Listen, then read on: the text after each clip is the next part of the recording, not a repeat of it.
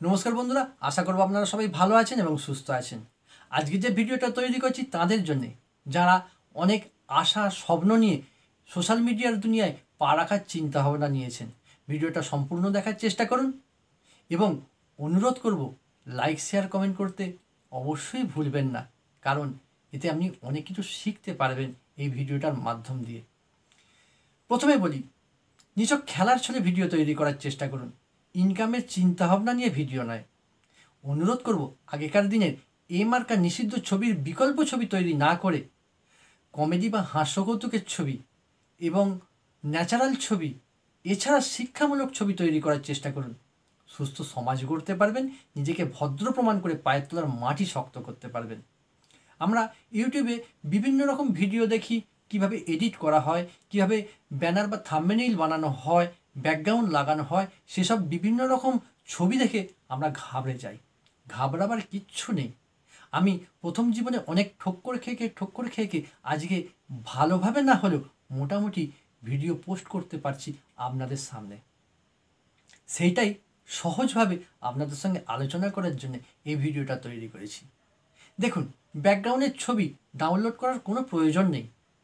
আপনি ফোনটা নিয়ে বেরিয়ে পড়ুন, সূর্য ওঠার ছবি, সূর্য ডোবার ছবি, জঙ্গলের ছবি, পুকুরের ছবি, উড়ন্ত পাখির ছবি, সুন্দর বাড়ির ছবি তুলে ফেলুন না, সেটাই ব্যাকগ্রাউন্ডে লাগান।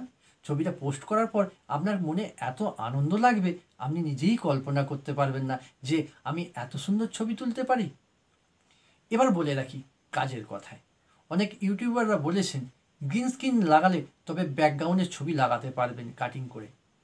কথাটা ভুল নয়, তবে আমি আপনাদের বলবো যে কোনো এক কালারের কাপড় বা পর্দা পিছন দিকে দিয়ে ছবিটা শ্যুট করুন।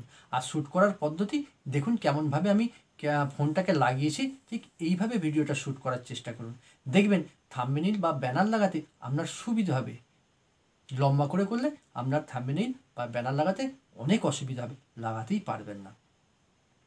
এবার প্রথম কাজের কথায় আসি, আপনি নিখরচায় এডিট কেমন করে করবেন। প্লে স্টোরে যান, ভিএন অ্যাপটা ডাউনলোড করে নিন, নিয়ে নিজের ইচ্ছা মতন ঘাঁটতে থাকুন।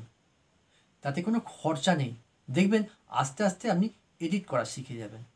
এবার এডিট করার পর প্রথম প্রশ্ন হচ্ছে কি, আপনার ওই ভিডিওটাকে সুন্দর তৈরি করার জন্য একটা থাম্বনেইল বানানোর প্রয়োজন আছে। থাম্বনেইল মানে ব্যানার, ব্যানারটাই তো আকর্ষণ, সেটাও ফ্রিতে হবে। কোথায়? Pixel lab app.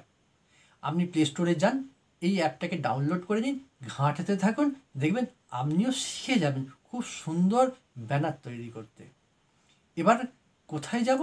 এবার যাব এই ছবিটা পোস্ট করব কিসে? ওয়াইটি স্টুডিওর মাধ্যম দিয়ে। এখানে কিন্তু খরচার বিষয় আছে। ওয়াইটি স্টুডিওর মাধ্যম দিয়ে পোস্ট করলে দেখবেন আপনার এই ভিডিওটা খুব সুন্দর এবং দ্রুত গতিতে এগোতে পারবে। তা ওনার ভিডিওটার নামকরণের প্রয়োজন আছে। একটা সুন্দর নামকরণ করলে তবেই দর্শক দেখবে, তাদের পছন্দ হবে।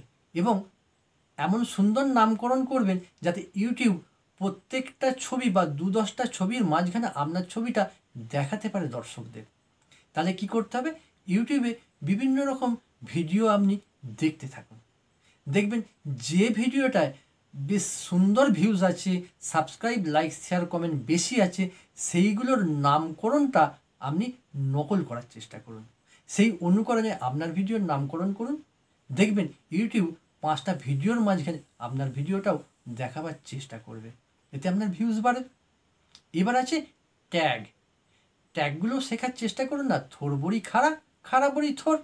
একটু উল্টে পাল্টে ট্যাগগুলো লাগাবার চেষ্টা করুন। ডেসক্রিপশন বক্সে যে ট্যাগগুলো লাগানো হয়, আপনি ভিডিওগুলো দেখুন, তাদের যা ট্যাগ লাগানো আছে সেই ট্যাগগুলো ফটাফট লিখে নিন, লিখে আপনি সেই ট্যাগগুলো লাগিয়ে দিন, দেখবেন আস্তে আস্তে আপনার ভিডিও একদিন না একদিন ভাইরাল হয়ে যাবে, যদি সুন্দর তৈরি করতে পারেন।